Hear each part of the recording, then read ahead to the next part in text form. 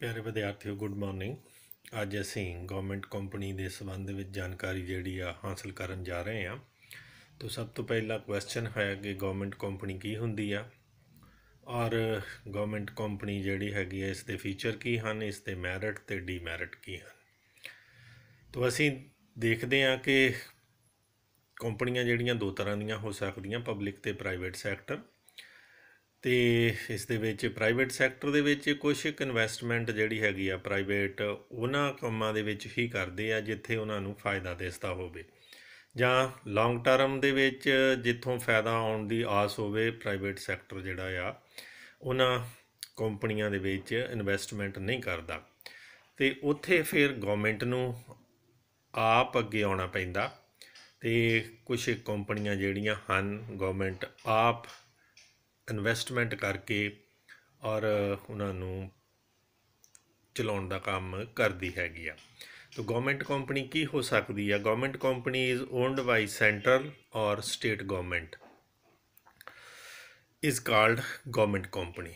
ਕੋਈ ਵੀ ਕੰਪਨੀ ਜਿਸ ਨੂੰ ਜਿਹੜਾ ਹੈਗਾ ਜਿਸ 'ਤੇ ਓਨਰਸ਼ਿਪ ਜਿਹੜੀ ਹੈਗੀ ਆ ਸੈਂਟਰ ਜਾਂ ਸਟੇਟ ਗੌਰਮੈਂਟ ਦੀ ਹੈ, ਉਸ ਨੂੰ ਅਸੀਂ ਗੌਰਮੈਂਟ ਕੰਪਨੀ ਕਹਿੰਦੇ ਹਾਂ। ਔਰ ਗੌਰਮੈਂਟ ਕੰਪਨੀ ਦੇ ਵਿੱਚ ਸਾਰੇ ਦਾ ਸਾਰਾ ਹਿੱਸਾ ਜਿਹੜਾ 100% ਗੌਰਮੈਂਟ ਦਾ ਹੋ ਸਕਦਾ, ਜਾਂ ਫਿਰ ਇਸ ਦੇ ਵਿੱਚ ਪਬਲਿਕ ਐਂਡ ਪ੍ਰਾਈਵੇਟ ਦੋਨੇ ਜਿਹੜੇ ਹੈਗੇ ਆ ਹਿੱਸੇ ਹੋ ਸਕਦੇ ਆ। ਪਰ ਗੌਰਮੈਂਟ ਦੀ ਓਨਰਸ਼ਿਪ ਦੇ ਲਈ ਗੌਰਮੈਂਟ ਦਾ ਜਿਹੜਾ ਸ਼ੇਅਰ ਹੈਗਾ ਆ ਉਹ 51% ਐਟ ਲੀਸਟ ਹੋਣਾ ਚਾਹੀਦਾ, ਤਾਂ ਹੀ ਉਸ ਕੰਪਨੀ ਨੂੰ ਅਸੀਂ ਗੌਰਮੈਂਟ ਕੰਪਨੀ ਕਹਾਂਗੇ। ਤਾਂ ਗੌਰਮੈਂਟ ਕੰਪਨੀ ਜਿਹੜੀ ਹੈਗੀ ਆ ਕਿਸ ਤਰ੍ਹਾਂ ਦੀ, ਉਸ ਦੇ ਵਿੱਚ ਤੁਹਾਨੂੰ ਦੱਸ ਦਿੱਤਾ ਕਿ 51% ਸ਼ੇਅਰ ਜਿਹੜੇ ਮਿਨੀਮਮ ਉਹ ਗਵਰਨਮੈਂਟ ਦਾ ਹੋਣਾ ਚਾਹੀਦਾ ਹੈਗਾ ਆ। ਤਾਂ ਇਸ ਦੇ ਫੀਚਰ ਕੀ ਹੋ ਸਕਦੇ ਆ? ਪਹਿਲਾ ਫੀਚਰ ਹੈ ਸੈਪਰੇਟ ਲੀਗਲ ਐਂਟਿਟੀ। ਜਿਸ ਤਰ੍ਹਾਂ ਬਾਕੀ ਕੰਪਨੀਆਂ ਦੇ ਵਿੱਚ ਕੰਪਨੀ ਐਕਟ ਦੇ ਤਹਿਤ ਕੰਪਨੀਆਂ ਰਜਿਸਟਰਡ ਹੁੰਦੀਆਂ, ਇਸੇ ਤਰ੍ਹਾਂ ਹੀ ਗਵਰਨਮੈਂਟ ਕੰਪਨੀ ਵੀ according to the company act ਜਿਹੜੀ ਹੈਗੀ ਆ ਰਜਿਸਟਰਡ ਹੁੰਦੀ ਆ, ਔਰ ਇਸ ਦੀ ਜਿਹੜੀ ਹੈਗੀ ਆ ਲੀਗਲ ਐਂਟਿਟੀ ਜਿਹੜੀ ਆ ਉਹ ਸੈਪਰੇਟ ਹੈਗੀ ਆ। ਕਿਸੇ ਵੀ ਥਰਡ ਪਾਰਟੀ ਨੂੰ ਇਹ ਲਾਇਬਲ ਕਰ ਸਕਦੀ ਹੈਗੀ ਆ, ਉਸ 'ਤੇ ਮੁਕੱਦਮਾ ਦਾਇਰ ਕਰ ਸਕਦੀ ਅਗਰ ਥਰਡ ਪਾਰਟੀ ਜਿਹੜੀ ਹੈਗੀ ਆ ਦੇਣਦਾਰੀ ਕੰਪਨੀ ਦੀ ਹੈਗੀ ਆ, ਅਤੇ ਕੰਪਨੀ ਜਿਹੜੀ ਹੈਗੀ ਆ on the behalf of company legal ਜਿਹੜਾ ਹੈਗਾ ਆ ਮੁਕੱਦਮਾ ਜਿਹਨੂੰ ਅਸੀਂ ਕਹਿ ਸਕਦੇ ਹਾਂ ਕੋਰਟ ਦੇ ਵਿੱਚ ਜਾ ਸਕਦੀ ਹੈਗੀ। ਸੈਕਿੰਡ ਹੈ ਮੈਨੇਜਮੈਂਟ। ਮੈਨੇਜਮੈਂਟ ਜਿਹੜੀ ਹੈਗੀ ਆ ਕੰਪਨੀ ਦੀ, ਇਹ ਕੰਪਨੀ ਐਕਟ ਦੇ ਪ੍ਰੋਵੀਜ਼ਨ ਦੇ ਮੁਤਾਬਕ there are board of director nominated by the government and there is a managing director. ਔਰ ਇਹ ਜਿਹੜੇ ਬੋਰਡ ਆਫ ਡਾਇਰੈਕਟਰ ਹੈਗੇ ਆ ਉਹੀ ਕੰਪਨੀ ਨੂੰ ਚਲਾਉਂਦੇ ਹੈਗੇ ਆ। ਤੋ ਇਸ ਦੇ ਵਿੱਚ ਮੈਨੇਜਮੈਂਟ ਜਿਹੜੀ ਹੈਗੀ ਆ like other company they are in the hand of board of director. Third ਹੈਗਾ government by provision of memorandum and article. Governed by provision of memorandum and article. ਜਿਸ ਤਰ੍ਹਾਂ ਬਾਕੀ ਜਿਹੜੀਆਂ ਕੰਪਨੀਆਂ ਹੈਗੀਆਂ ਰਜਿਸਟਰਡ ਹੁੰਦੀਆਂ ਉਹਦੇ ਵਿੱਚ ਮੈਮੋਰੈਂਡਮ ਆਫ ਐਸੋਸੀਏਸ਼ਨ ਅਤੇ ਆਰਟੀਕਲ ਆਫ ਐਸੋਸੀਏਸ਼ਨ, ਜਿਹੜੇ ਕਿ ਕੰਪਨੀ ਦਾ ਸੰਵਿਧਾਨ ਹੈ ਜਿਸ ਦੇ ਵਿੱਚ ਕੰਪਨੀ ਨੇ ਕਿਸ ਤਰ੍ਹਾਂ ਇੰਟਰਨਲ ਅਤੇ ਐਕਸਟਰਨਲ ਜਿਹੜੀ ਹੈਗੀ ਡੀਲਿੰਗ ਕਰਨੀ ਹੈਗੀ ਉਸ ਦੇ ਬਾਰੇ ਦੱਸਿਆ ਜਾਂਦਾ। ਔਰ ਗੌਰਮੈਂਟ ਕੰਪਨੀ ਦੇ ਵਿੱਚ ਵੀ ਇਹ ਜਿਹੜਾ ਸੰਵਿਧਾਨ ਬਣਾਉਣਾ ਪੈਂਦਾ। ਫੋਰਥ ਹੈ ਫਾਈਨਾਂਸਿੰਗ। ਫਾਈਨਾਂਸਿੰਗ ਦੇ ਵਿੱਚ ਗੌਰਮੈਂਟ ਕੰਪਨੀ ਦੀ ਪਹਿਲਾਂ ਮੈਂ ਦੱਸ ਚੁੱਕਾ ਕਿ ਘੱਟੋ ਘੱਟ 51% ਸ਼ੇਅਰ ਜਿਹੜੇ ਹੈਗੇ ਆ ਉਸ ਦੇ ਵਿੱਚ ਇਨਵੈਸਟਮੈਂਟ ਜਿਹੜੀ ਆ ਗੌਰਮੈਂਟ ਦੀ ਕੀਤੀ ਹੋਣੀ ਚਾਹੀਦੀ ਆ। ਵੱਧ ਵੀ ਹੋ ਸਕਦੀ ਆ, ਕੁਛ ਕੰਪਨੀਆਂ ਜਿਹੜੀਆਂ ਹੈਗੀਆਂ ਉਸ ਦੇ ਵਿੱਚ 100% ਜਿਹੜੀ ਹੈਗੀ ਇਨਵੈਸਟਮੈਂਟ ਗੌਰਮੈਂਟ ਦੀ ਹੈਗੀ ਆ। ਪਰ ਹੌਲੀ ਹੌਲੀ ਕਿਉਂਕਿ ਗੌਰਮੈਂਟ ਆਫ ਇੰਡੀਆ ਨੇ ਡਿਸਇਨਵੈਸਟਮੈਂਟ ਇੱਕ ਡਿਪਾਰਟਮੈਂਟ ਜਿਹੜਾ ਹੈਗਾ ਆ ਮਿਨਿਸਟਰੀ ਆ ਬਣਾਈ, ਜਿਹੜੀ ਕਿ ਹੌਲੀ ਹੌਲੀ ਜਿਹੜੀ ਆ ਗੌਰਮੈਂਟ ਦੇ ਸ਼ੇਅਰ ਪਬਲਿਕ ਨੂੰ ਵੇਚ ਕੇ ਔਰ ਗੌਰਮੈਂਟ ਦੇ ਜਿਹੜੇ ਆ ਕੰਮ ਇਨਫਰਾਸਟਰਕਚਰ ਦੇ ਜਾਂ ਹੋਰ ਜਿੱਥੇ ਗੌਰਮੈਂਟ ਨੂੰ ਪੈਸੇ ਦੀ ਜ਼ਰੂਰਤ ਹੈ ਉਹ ਡਿਸਇਨਵੈਸਟਮੈਂਟ ਕਰਕੇ ਜਿਹੜਾ ਹੈਗਾ ਪੈਸਾ ਆਉਂਦਾ ਉਸ ਨੂੰ ਲਗਾਉਂਦੀ ਹੈਗੀ ਆ। ਪਰ 51% ਤੋਂ ਵੱਧ ਜਿਹੜੇ ਸ਼ੇਅਰ ਹੈਗੇ ਆ ਗੌਰਮੈਂਟ ਦੇ ਹੋਣੇ ਚਾਹੀਦੇ, ਤਾਂ ਹੀ ਜਿਹੜੀ ਹੈਗੀ ਆ ਉਹ ਕੰਪਨੀ ਗੌਰਮੈਂਟ ਹੋ ਸਕਦੀ ਹੈ, ਔਰ ਫਾਈਨਾਂਸ ਜਿਹੜਾ ਹੈਗਾ 51% ਜਾਂ ਉਸ ਤੋਂ ਵੱਧ ਦਾ ਸ਼ੇਅਰ ਜਿਹੜੇ ਹੈਗੇ ਆ ਉਹ ਕੰਪਨੀ ਦੇ ਵਿੱਚ ਗੌਰਮੈਂਟ ਦੇ ਹੋਣੇ ਚਾਹੀਦੇ ਆ। ਨੈਕਸਟ ਹੈਗਾ accounting and audit. The company are exempted from the accounting and audit rules and procedure of the government. However, the auditor is to be appointed by the government to audit annual account. तो annual account ਜਿਹੜਾ ਹੈਗਾ ਉਸ ਨੂੰ ਤਿਆਰ ਕਰਤਾ ਜਾਂਦਾ ਆ।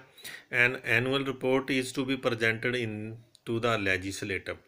तो ਲੈਜੀਸਲੇਟਿਵ ਦੇ ਵਿੱਚ ਐਨੂਅਲ ਜਿਹੜੀ ਹੈਗੀ ਆ ਰਿਪੋਰਟ ਆਡੀਟਰ ਦੁਆਰਾ ਪੇਸ਼ ਕੀਤੀ ਜਾਂਦੀ ਹੈਗੀ ਆ। ਤੋ ਇਹ ਤਾਂ ਸੀਗੇ ਕੁਛ ਕੁ ਫੀਚਰ।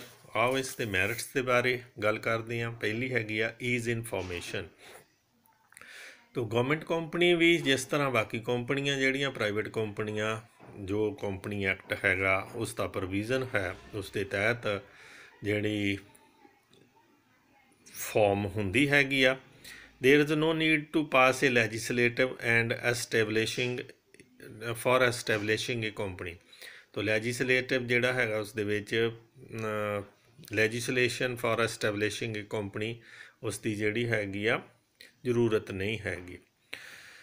ਓਪਰੇਸ਼ਨਲ ਆਟੋਨਮੀ ਜਿਹੜੀ ਹੈਗੀ ਆ, ਮਤਲਬ ਕਿ ਗਵਰਨਮੈਂਟ ਕੰਪਨੀ ਜਿਹੜੀ ਹੈਗੀ ਆ ਉਸ ਨੂੰ ਬੋਰਡ ਆਫ ਡਾਇਰੈਕਟਰ ਚਲਾਉਂਦੇ ਹੈਗੇ ਆ। They are autonomous. ਉਹਨਾਂ ਨੂੰ ਜਿਹੜੇ ਉਹਨਾਂ ਦੇ ਕੰਮ ਦੇ ਵਿੱਚ ਕੋਈ ਵੀ ਦਖਲ ਅੰਦਾਜ਼ੀ ਨਹੀਂ ਦਿੱਤੀ ਜਾਂਦੀ, ਅਤੇ ਅਪੁਆਇੰਟ ਚਾਹੇ ਗੌਰਮੈਂਟ ਦੁਆਰਾ ਕੀਤੇ ਜਾਂਦੇ ਆ, ਪਰ ਗੌਰਮੈਂਟ ਦੁਆਰਾ ਦਖਲ ਅੰਦਾਜ਼ੀ ਜਿਹੜੀ ਹੈਗੀ ਆ ਨਹੀਂ ਕੀਤੀ ਜਾਂਦੀ। Control over unhealthy business practice.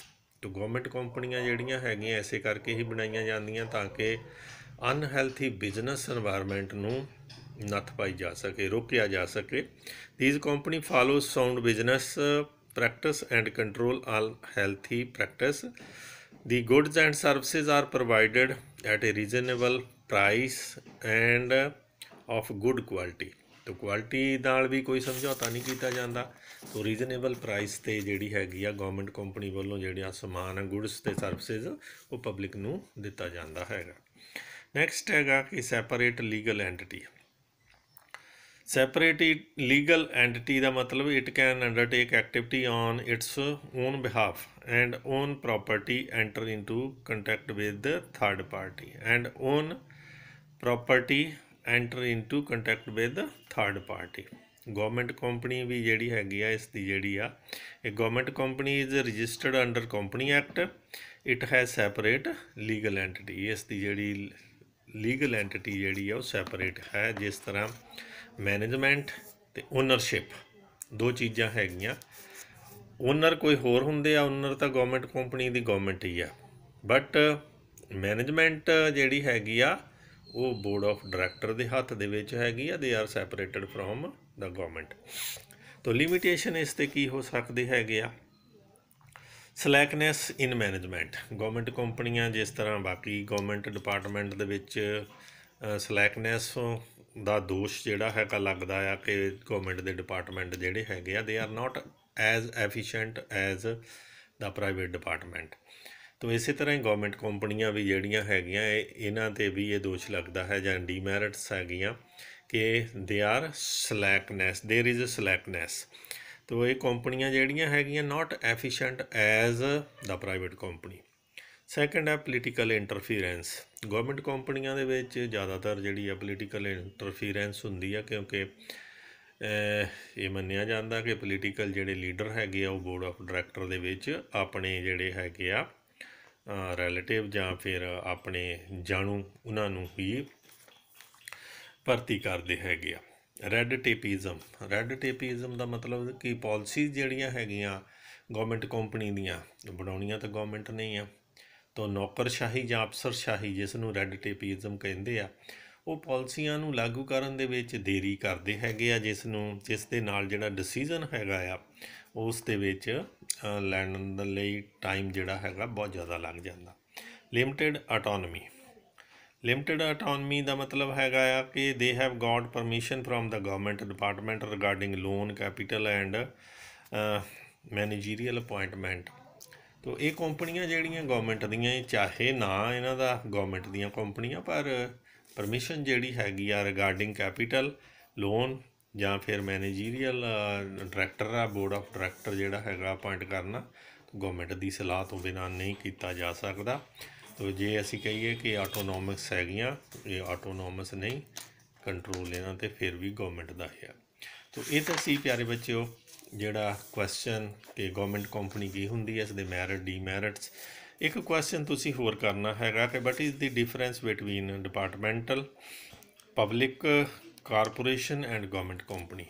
ਤੋ ਇਹਨਾਂ ਦੇ ਵਿੱਚ ਕਿਹੜਾ ਡਿਫਰੈਂਸ ਹੈਗਾ, ਕਿਉਂਕਿ ਅਸੀਂ ਡਿਪਾਰਟਮੈਂਟਲ ਸਟੋਰ ਦੇ ਬਾਰੇ ਪਹਿਲਾਂ ਹੀ ਜਾਣਕਾਰੀ ਹਾਸਲ ਕਰ ਚੁੱਕੇ ਹਾਂ, ਗਵਰਨਮੈਂਟ ਕੰਪਨੀ ਬਾਰੇ ਹੁਣੇ ਜਾਣਕਾਰੀ ਹਾਸਲ ਕੀਤੀ ਆ। ਤੋ ਇਸ ਦੇ ਵਿੱਚ ਡਿਫਰੈਂਸ ਕੀ ਹੈਗਾ ਇਹ ਤੁਸੀਂ ਆਪ ਕਰਨਾ। Thank you and have a nice day.